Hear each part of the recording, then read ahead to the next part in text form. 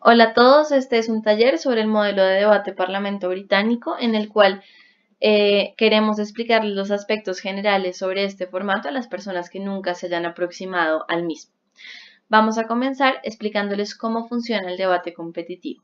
El debate competitivo funciona a partir de comparativas, quiere decir que las cargas de la prueba son iguales para ambos equipos y lo que se busca es que se debatan, digamos, las cosas que estamos debatiendo las estamos debatiendo porque son polémicas. Quiere decir que hay que intentar no huirle a la controversia, sino lograr relacionarse con los argumentos que trae el otro equipo. Otra cosa importante es que uno sea muy explícito con cuál es la contribución que se está haciendo al debate, es decir, explicarle al juez por qué los argumentos que yo traigo son relevantes. Otra cosa importante, sobre todo para las cámaras altas, es mantener el control. Quiere decir que uno defina qué es lo que se va a debatir y que efectivamente el debate se dé en esos términos, pero es muy importante que se tenga en cuenta que los términos en los que uno va a delimitar el debate tienen que ser justos, es decir, tienen que permitir el debate y permitir que el equipo contrario también gane. Y bueno, lo último es que se tiene que debatir de buena fe, y aquí con buena fe nos referimos a refutar el caso de la contraparte desde su mejor escenario posible, o sea, intentar no minimizarlo o ridiculizarlo, sino tomar su mejor escenario posible y explicar por qué incluso en ese mejor escenario de ellos uno sigue ganando.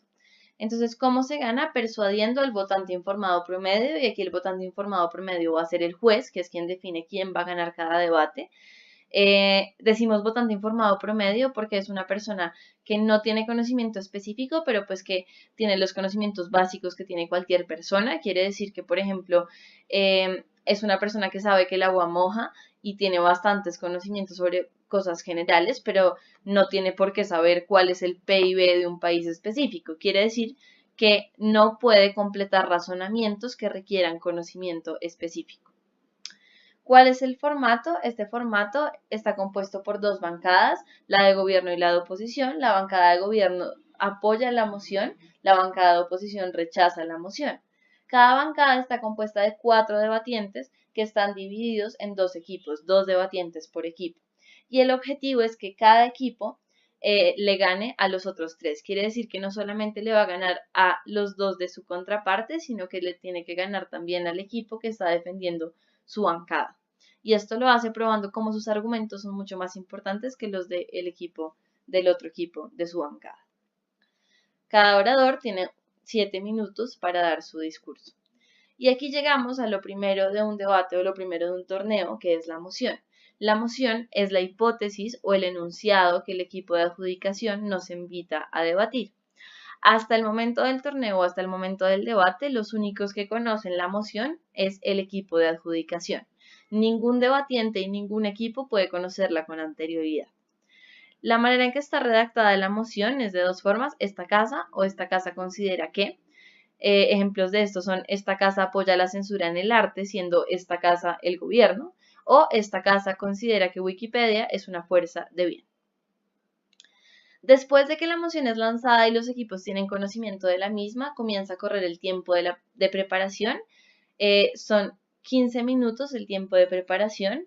Y en este tiempo lo que tienen que hacer los equipos es construir su caso y construir los argumentos con los cuales van a defender la posición que les toca defender. Es importante que tengan en cuenta que está prohibido el uso de celulares o recursos electrónicos o internet o ayuda de terceros. Después de que se acaba el tiempo de preparación, comienza el debate.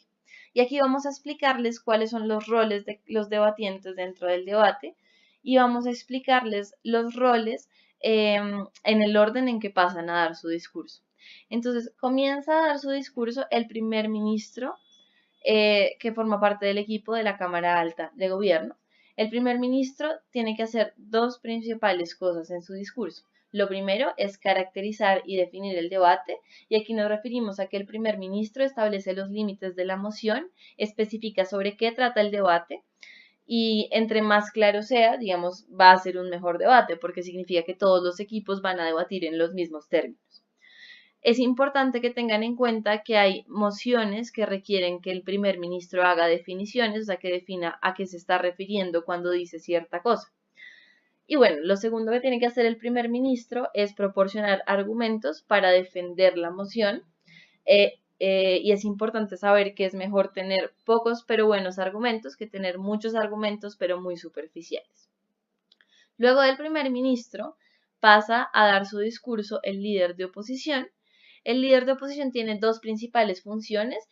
Primero, proporcionar argumentos que se opongan a la moción y lo segundo, refutar los argumentos hechos por el primer ministro.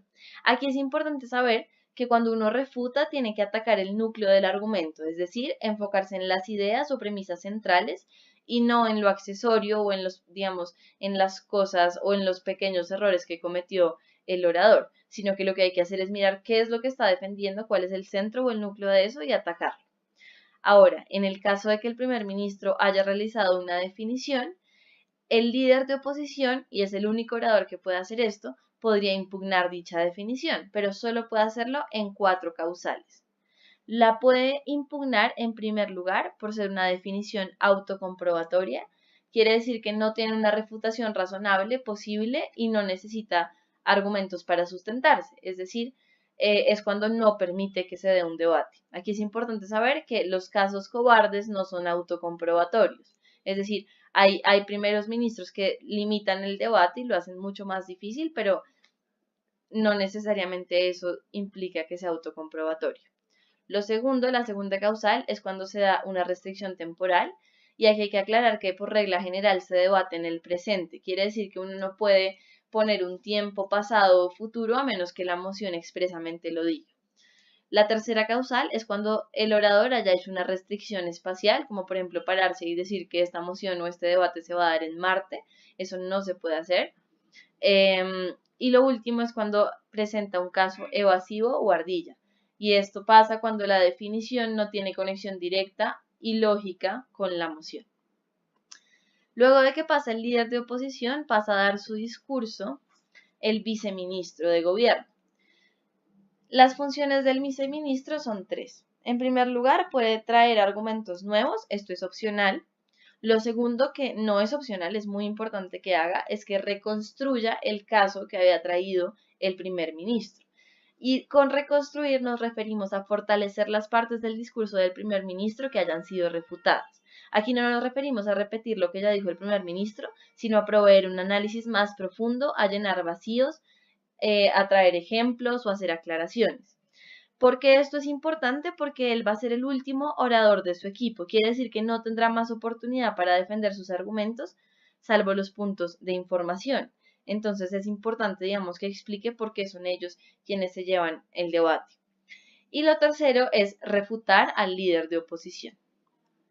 Luego de que pasa el viceministro de gobierno, pasa a dar su discurso el vicelíder de oposición, que tiene las mismas funciones: argumentar opcionalmente, reconstruir al líder de oposición y refutar al primer ministro y al viceministro. Es importante que se enfoque en los puntos más importantes del gobierno, pues porque no tiene mucho tiempo para dar su discurso.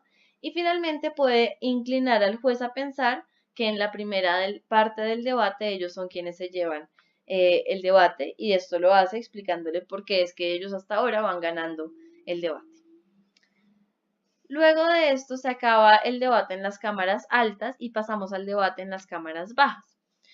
Comienza dando su discurso el miembro de gobierno, y lo que tiene que hacer el miembro de gobierno es mostrarle al juez que su equipo ha contribuido más al gobierno que su alta, y por esto es muy importante que se diferencien de su alta. ¿Cómo hace esto? Lo puede hacer de 3 formas. La primera, cuando provee un mejor análisis, es decir, le roba los argumentos a su alta, y esto lo hace o llenando vacíos o aportando razonamientos, digamos, de mayor profundidad. Pero es muy importante que se logre distinguir de su alta y que explique por qué ellos están trayendo cosas nuevas al debate. Lo otro que puede hacer es traer argumentos nuevos que la alta de gobierno no haya traído. Y la tercera función que tiene es que tiene que refutar lo que haya traído, digamos, lo que quede vivo del equipo de oposición. Luego de esto pasa a dar su discurso el miembro de la oposición, que va a hacer básicamente lo mismo. Se diferencia de su alta, provee un mejor análisis de los argumentos ya aportados, trae argumentos nuevos y refuta a todos los oradores, pues digamos, a todo lo que quede vivo de la bancada de gobierno. Luego tenemos a los látigos, Los látigos hacen una función muy importante, pero hay una regla básica que tienen que cumplir y es que no pueden traer material argumentativo nuevo. El látigo de gobierno entonces va a tener dos funciones, va a refutar lo que quede vivo de la cámara, de la bancada de oposición, y va a ser un juez parcializado. Y por juez parcializado nos referimos a que va a resumir el debate enfocándose en mostrar que su equipo es el mejor de la ronda. Tiene que probarle al juez que su equipo trajo el mejor material y por eso ellos son quienes se llevan el debate. Es importante para los látigos que tomen notas de los temas más relevantes del debate y que prueben en esos temas cómo son ellos los que ganan. Y esto lo puede hacer mediante dos formas, mediante puntos de choque, o sea, decir, este es el tema que se trató y, digamos, oposición trajo esto, gobierno trajo esto y nosotros ganamos por esto, o respondiendo a preguntas, como este debate lo gana quien pruebe Z y nosotros probamos Z y por eso nos llevamos ese debate. Es importante que solo se hable de lo relevante, que no resuma todos los detalles, sino que solamente se enfoque en lo relevante y que le muestre al juez por qué son ellos los que se ganan el debate. Después del látigo de gobierno viene el látigo de oposición, que hace la misma función que el látigo de gobierno, solo que defendiendo hacia su lado. Y una vez todos los oradores hayan dado su discurso, va a acabarse el debate. Ahora vamos a hablar de una figura que son los puntos de información. Los puntos de información son afirmaciones o preguntas que cualquiera del lado contrario al debatiente que está en el podio puede hacerle a este debatiente. Aquí es importante tener en cuenta tres cosas. La primera es que deben ser estratégicos, quiere decir que uno tiene que intentar debilitar el caso de la persona que está hablando. La segunda es que también pueden usarse para resaltar el caso de su equipo. Y lo tercero es que no pueden tardar más de 15 segundos. Que es importante además que el orador que está en el podio es dueño de su tiempo y en este sentido él es el que decide si otorga o no otorga un punto de información. Por esto cuando uno está pidiendo un punto de información uno pues tiene que esperar a que se lo den. Y si no se lo dan y le dicen siéntate, tiene que sentarse. Y lo otro, lo segundo, es que se tiene que hacer silencio cuando el orador lo diga. Quiere decir que si el orador te da el punto de información y después te dice, ya entendí, siéntate, uno está en la obligación de callarse y sentarse, incluso si no ha acabado de dar su punto de información. ¿Cuántos puntos de información se recomienda recibir en el discurso? Se recomienda recibir 2 puntos de información, no es obligatorio, pero es importante para que haya mayor interacción de los equipos en el debate. Habiendo dicho esto, vamos a hablar de cómo funciona el tiempo. Se espera que todos los debatientes den un discurso que no exceda los 7 minutos. Al final de los 7 minutos se concederán 15 segundos de gracia para terminar la idea, después de lo cual nada de lo dicho se tendrá en cuenta. Y en cada discurso, el primero y el último minuto son tiempo protegido. Esto quiere decir que durante este tiempo no se permiten los puntos de información. Habiendo dicho esto, vamos a explicar un poco cuál es la función del juez dentro de todo el debate. El juez, por supuesto, durante el debate está tomando notas y escuchando a los oradores y tiene dos funciones, la deliberación y la retroalimentación. Una vez acaba el debate, los debatientes dejan la sala y el juez tiene que hacer tres cosas. La primera, asigna posiciones, quiere decir define cuál equipo quedó en primer lugar, cuál en segundo, cuál en tercero y cuál en cuarto. Lo segundo que hace es asignar puntos de orador y esto lo hace siguiendo los criterios de la tabla de puntos de orador que está en el reglamento. Y lo tercero, le da retroalimentación a los equipos. Aquí es importante saber que si es una ronda abierta, después de los 15 minutos que tiene el juez para deliberar, va a llamar de nuevo a los debatientes y les va a dar una retroalimentación oral. Pero si es una ronda cerrada, la retroalimentación se enviará a los oradores después por escrito o por nota de voz.